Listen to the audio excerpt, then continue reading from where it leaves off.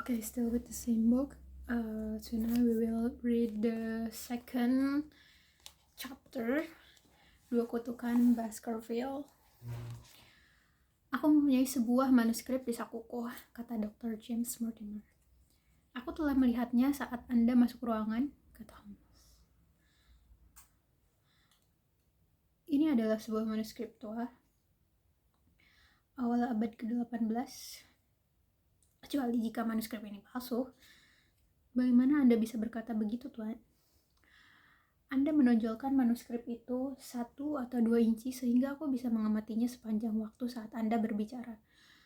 Seseorang akan menjadi ahli yang buruk jika ia tidak bisa memberikan tahun suatu dokumen dengan selisih 1 dekade.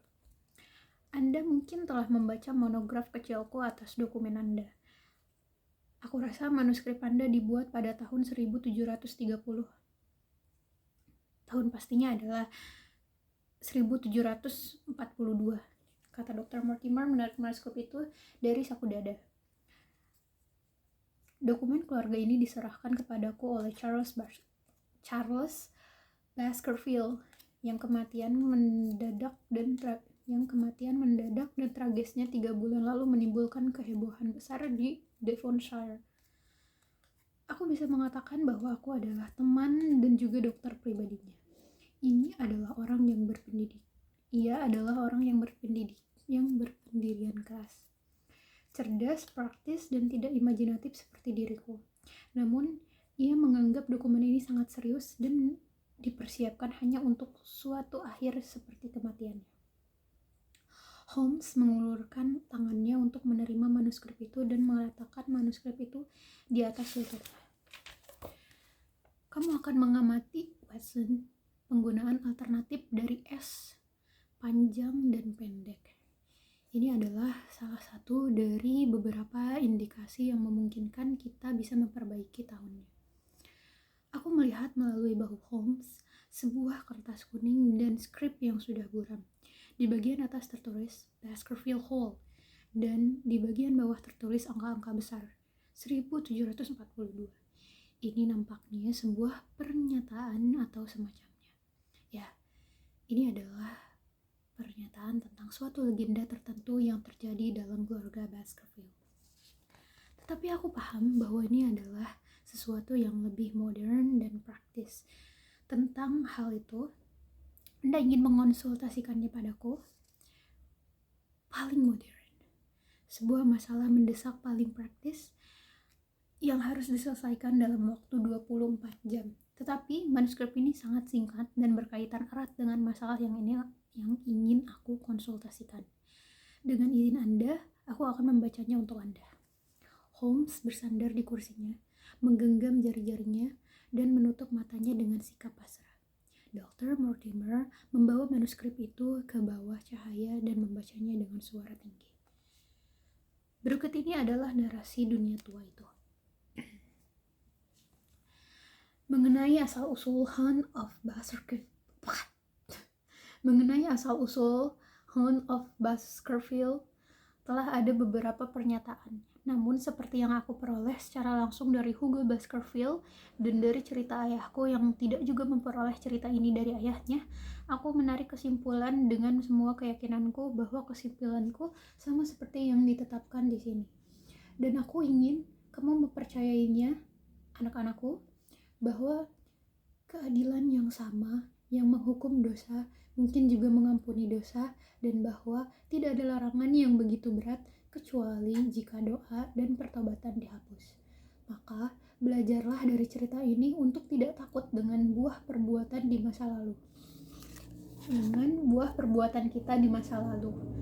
Melainkan harus berhati-hati di masa depan, bahwa hasrat busuk dengannya keluarga kita telah menderita begitu menyedihkan, mungkin tidak lagi dilepaskan ke kehancuran kita.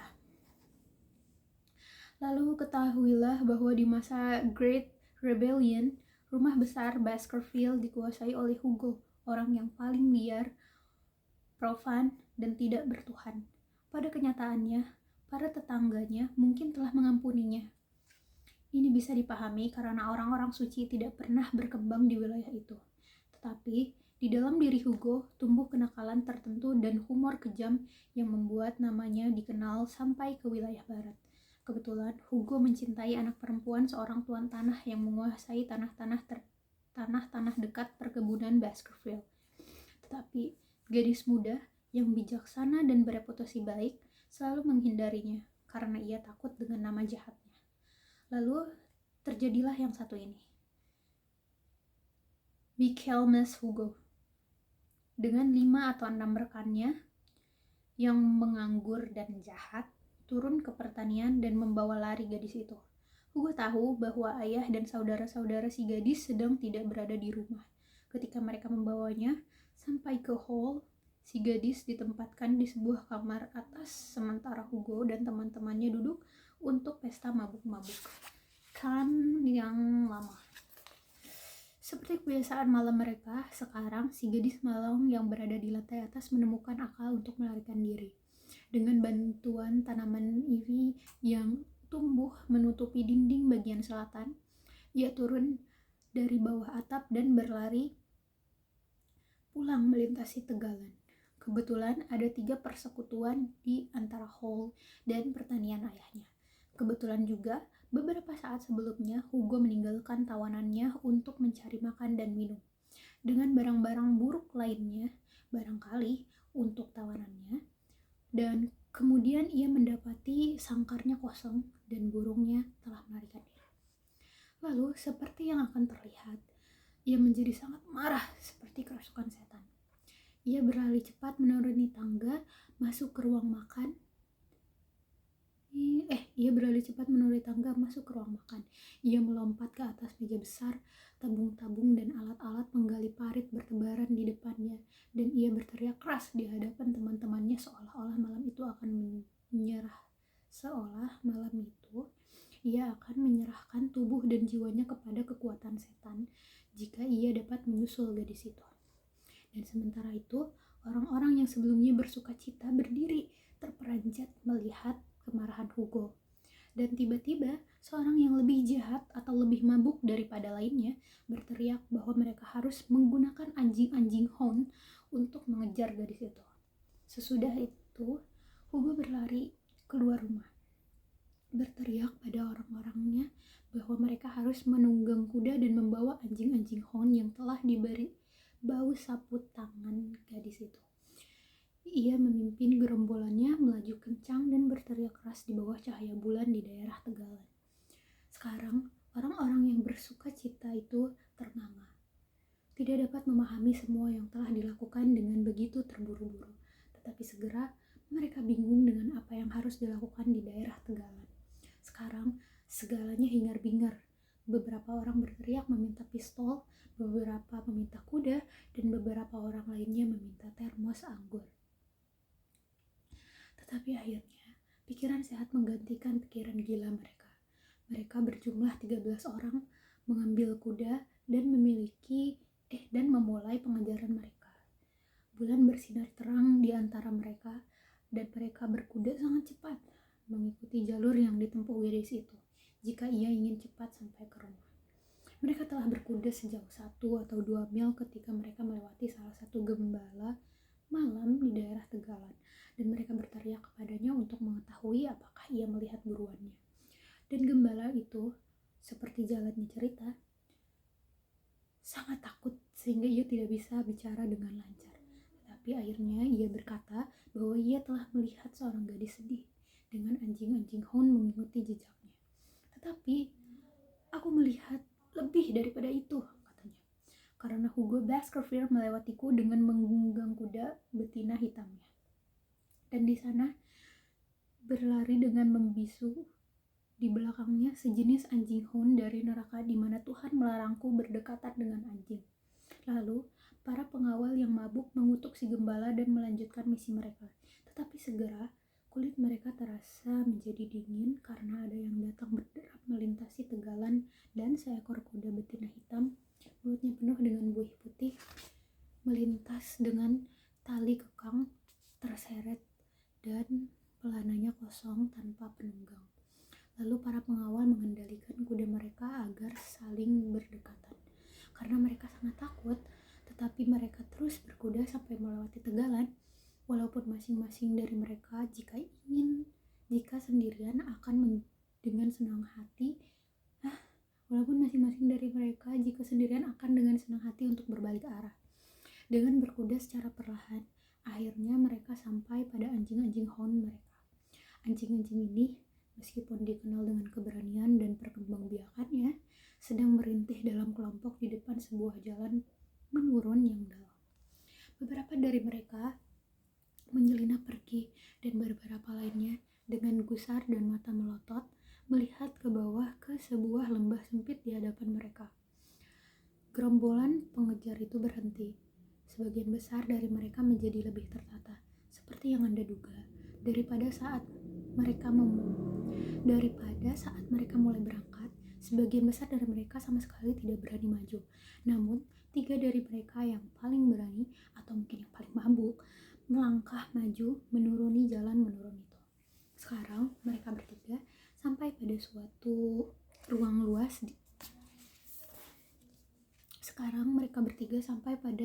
ruang luas di dalamnya berdiri 2 batu yang nampaknya ditata oleh orang-orang terlupakan di masa lalu. Bulan bersinar terang di atas ruangan terbuka itu, dan di sana, di tengah-tengah ruangan terbuka itu, terbaring gadis yang menderita, di mana ia telah jatuh, mati ketakutan atau kelelahan. Tetapi ini bukan pandangan tubuh gadis itu, ataupun tubuh Hugo Baskerville yang terbaring di dekat gadis itu, yang membangkitkan bulu kuduk 3 pengejar pemberani tadi. Tetapi ini adalah berdiri di atas tubuh Hugo dan sedang mencabik tenggorokan Hugo. Di sana berdiri makhluk hitam besar berbentuk seperti anjing hound, namun lebih besar daripada anjing-anjing hound pada umumnya. Makhluk besar ini mempunyai mata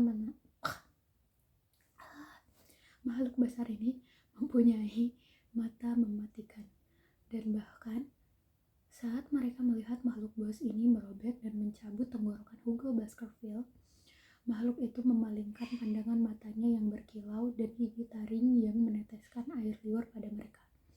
Ketiga orang ini menjerit ketakutan dan memacu kuda mereka berlari sangat cepat melintasi tegalan. 1 orang dikatakan mati malam itu karena apa yang dilihatnya, dan 2 orang lainnya menjadi cacat selama sisa hidupnya.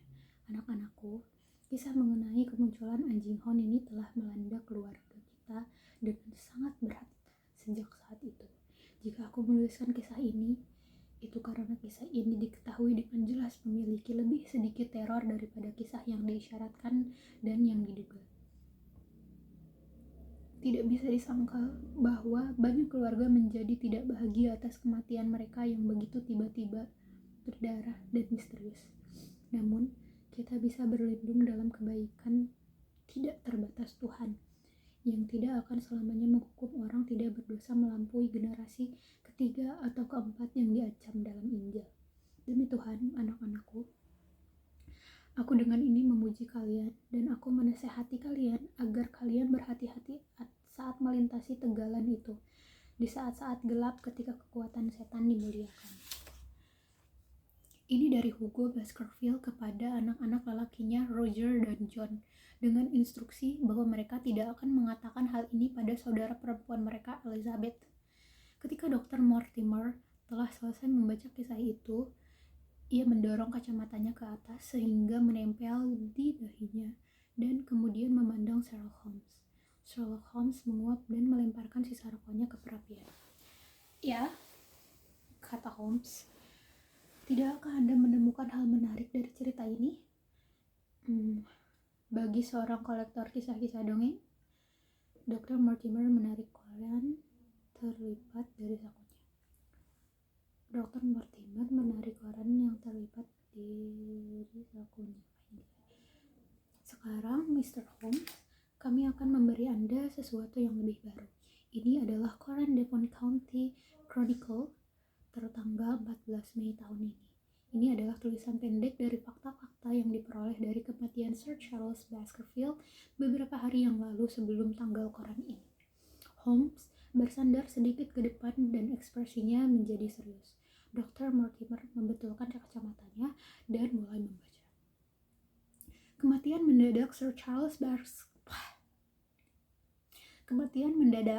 Charles Baskerville baru-baru ini, yang namanya telah disebut-sebut sebagai kandidat liberal untuk Mid Devon di pemilihan mendatang, telah menimbulkan kesuraman di wilayah itu.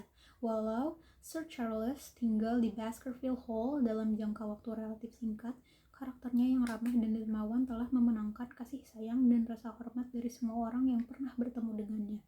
Pada masa-masa menyedihkan ini, kiranya kita perlu mengingat kembali suatu kasus di mana keturunan dari keluarga Baskerville yang telah mengalami masa-masa susah bisa bangkit dan membawa keluarganya bersatu untuk mengembalikan kemegahan yang pernah runtuh dari garis keturunannya. Sir Charles, seperti yang dikenal, menghasilkan banyak uang dalam spekulasinya di Afrika Selatan. Lebih bijaksana daripada mereka yang terus melaju sampai roda terbalik, ia menyadari keuntungan yang ia peroleh dan ia kembali ke Inggris dengan kekayaannya itu. Ia hanya tinggal di Baskerville Hall selama 2 tahun sejak kepindahannya itu. Tidak ada ya sejak kepindahannya itu, dan sudah menjadi pembicaraan umum betapa besar skema rekonstruksi dan perbaikan yang terputus oleh kematiannya. Karena tidak punya anak, ia secara terbuka mengumumkan keinginannya agar seluruh wilayah pedesaan tempat ia tinggal memperoleh keuntungan dari keberuntungannya, dan karena banyak orang yang memiliki alasan pribadi untuk meratapi kematiannya. Sumbangannya untuk badan amal lokal dan negara telah sering diberitakan dalam kolom-kolom ini. Berbagai hal yang berhubungan dengan kematian Sir Charles telah dijelaskan oleh pemeriksaan legal, tetapi setidaknya hal itu sudah cukup untuk menghapus rumor yang dimunculkan oleh tahayul lokal. Tidak ada alasan apapun untuk mencurigai kecurangan atau membayangkan bahwa kematiannya bisa disebabkan oleh apa saja kecuali oleh sebab-sebab alamiah. Sir Charles adalah seorang duda dan seorang pria yang dikatakan memiliki kebiasaan berpikir eksentrik. Terlepas dari kekayaannya yang cukup melimpah, ia hidup sederhana dalam selera pribadinya. Ia memiliki pembantu sepasang suami istri yang tinggal bersamanya. Si suami bertindak sebagai pelayan dan si istri sebagai pengurus rumah. Bukti mereka dikuatkan oleh beberapa teman, cenderung menunjukkan bahwa kesehatan Sir Charles telah menurun selama beberapa waktu, dan ia menderita sesak napas dan serangan depresi saraf akut. Dr. James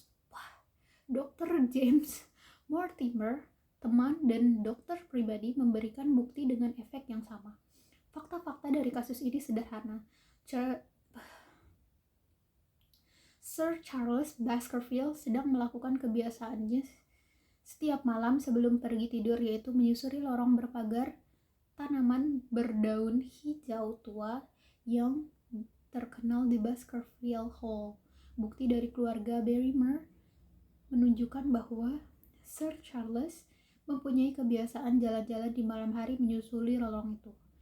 Pada tanggal 4 Mei, Sir Charles mengungkapkan niatnya pergi ke London esok hari dan ia memerintahkan Barrymore untuk mempersiapkan barang-barangnya. Malam itu ia pergi jalan-jalan keluar seperti biasa sambil melakukan kebiasaan merokoknya. Namun ia tidak pernah kembali. Pada pukul 12, Barrymore yang mendapati pintu ruang depan masih terbuka menjadi was-was, dan dengan menyalakan lentera ia pergi mencari tuannya. Malam itu cukup basah dan jejak kaki Sir Charles bisa diikuti dengan mudah sepanjang lorong. Di separuh jalan menurun ada sebuah pintu gerbang yang mengarah keluar menuju tegalan.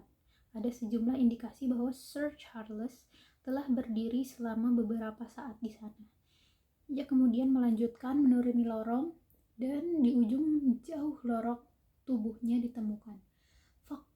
Satu fakta yang belum dijelaskan adalah pernyataan Barrymore bahwa jejak-jejak kaki tuannya berubah karakternya dari saat ia melewati pintu gerbang tegalan, dan dari pintu gerbang itu nampaknya Sir Charles terus berjalan dengan berjinjit.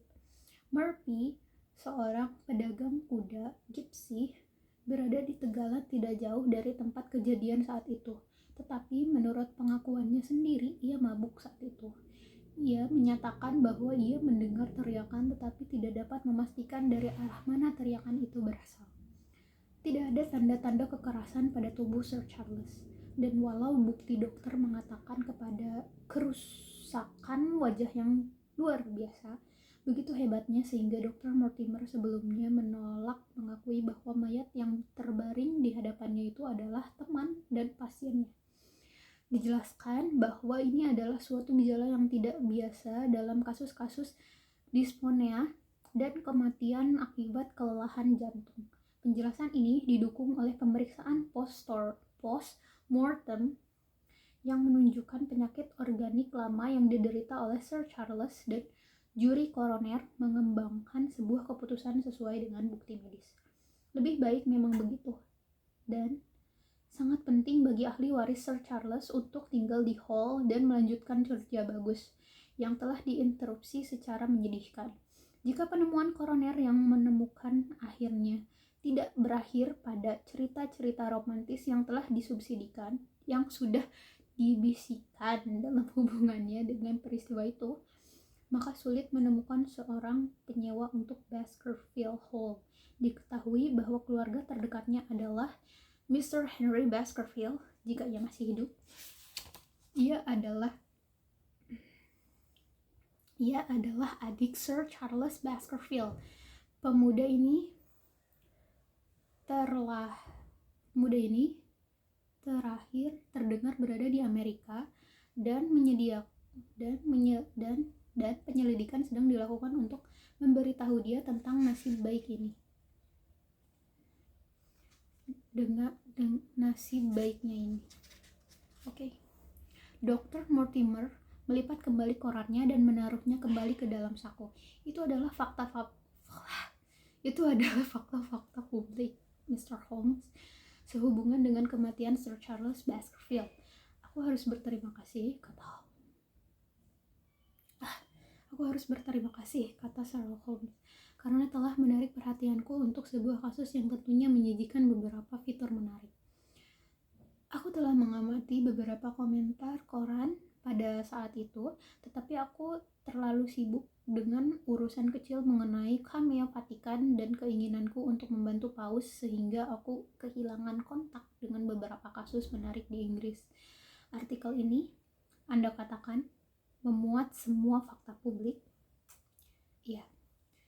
Kalau begitu, biarkan aku bekerja dengan orang-orangku, kata Holmes bersandar ke belakang, menyatukan ujung-ujung jarinya bersama, dan menampakkan ekspresi yang paling tenang. Dengan demikian, kata Dr. Mortimer, yang mulai menunjukkan tanda-tanda emosi kuat, aku akan mengatakan apa yang tidak bisa aku ceritakan kepada siapapun. Motifku untuk menahan kasus ini dari penyelidikan koroner adalah bahwa seorang ilmuwan bersembunyi dengan menempatkan dirinya di posisi publik yang nampaknya untuk menguasakan tahayul populer.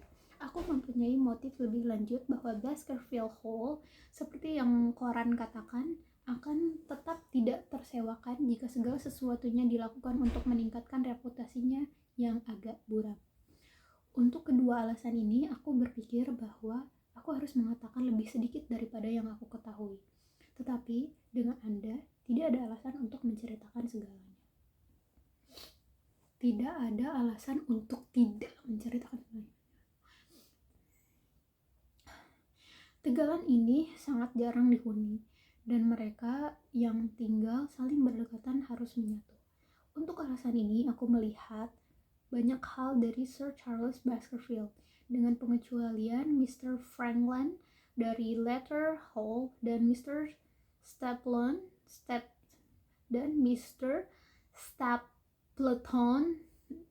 seorang naturalis. Tidak ada orang berpendidikan lainnya dalam jarak bermil-mil. Sir Charles adalah seorang pensiunan, tetapi penyakitnya menyatukan kami, dan juga ketertarikan pada ilmu pengetahuan membuat kami tetap berteman. Ia membawa pulang banyak informasi ilmiah dari Afrika Selatan dan kami sering menghabiskan malam dengan mendiskusikan anatomi komparatif The Busman dan The Hottentot. Dalam beberapa bulan terakhir menjadi semakin jelas bagiku bahwa sistem saraf Sir Charles menegang sampai ke titik putus. Ia mempercayai legenda ini yang telah aku bacakan untuk Anda tadi. Ia begitu percaya sehingga walaupun ia akan berjalan di pekarangannya sendiri, tidak akan ada yang mendorongnya untuk pergi keluar menuju tegalan di malam hari. Ini mungkin nampak luar biasa bagi Anda, Mr. Holmes. Ia yakin bahwa nasib yang mengerikan menyelimuti keluarganya, dan tentu saja catatan-catatan yang bisa ia berikan mengenai nenek moyangnya tidaklah mendukung hal itu. Gagasan mengenai beberapa kemunculan yang mengerikan terus menghantuinya, dan di lebih dari satu kesempatan ia pernah bertanya kepadaku apakah aku pernah melihat suatu makhluk aneh atau mendengar salakan anjing hound. Dia sering menanyakan padaku pertanyaan tentang salakan anjing hound dan selalu dengan suara bergetar penuh kegembiraan. Aku bisa mengingat dengan baik saat aku berkendara menuju rumahnya di petang hari 3 minggu sebelumnya. Ia kebetulan berada di pintu ruang depan. Aku turun dari kereta dan berdiri di depannya. Ketika aku melihat matanya memandang melalui bahuku dan ia nampak menatap sesuatu melewati diriku dengan ekspresi horor yang mengerikan.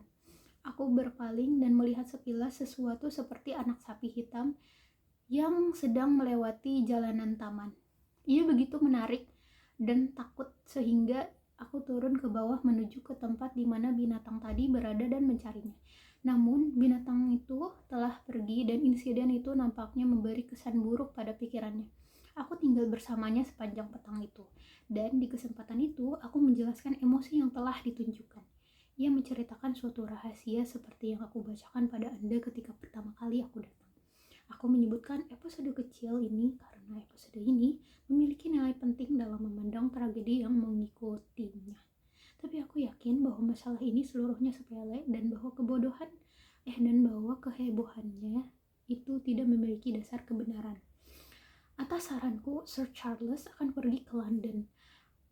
Aku tahu jantungnya rusak dan kegelisahan konstan yang dideritanya mungkin telah menimbulkan pengaruh serius pada kesehatannya. Aku berpikir bahwa beberapa bulan di antara distraksi-distraksi kota London akan membuatnya menjadi manusia baru. Mr. Stapleton, seorang teman mutual yang sangat peduli dengan kondisi kesehatannya, juga berpendapat sama denganku.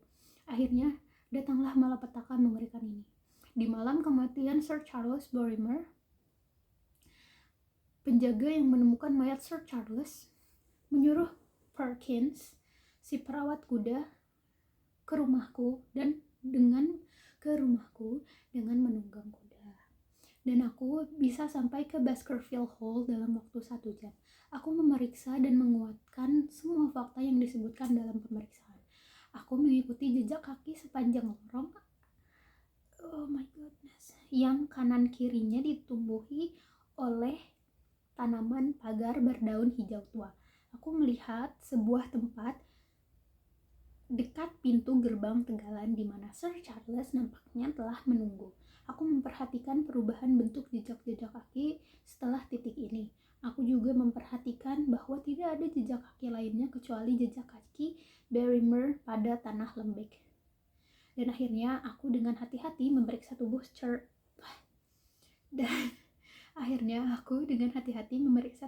Charles dan tidak disentuh sampai kedatanganku. Tubuh Sir Charles tengkurap, tangannya terlentang, jari-jarinya menancap ke dalam tanah. Dan hal mengerikan ini tentu saja menyebabkan guncangan emosi pada diriku, sehingga aku hampir tidak mengenali identitasnya. Tentu saja ada luka fisik, tetapi Berimer membuat satu pernyataan salah dalam pemeriksaan. Ia mengatakan bahwa tidak ada jejak-jejak di tanah sekitar tubuh si Charles. Kok si Charles tiba-tiba? Mungkin Sir Charles. Ia tidak mengamati dengan baik, tetapi aku melakukannya. Tidak jauh dari tubuh Sir Charles, aku melihat jejak-jejak baru yang jelas. Jejak kaki. Jejak kaki laki-laki atau perempuan. Dr. Mortimer melihat kami dengan aneh, dan suaranya tenggelam hampir berbisik saat ia menjawab, Mr. Holmes, jejak-jejak itu adalah jejak-jejak kaki seekor anjing hound raksasa. Oke. Finish.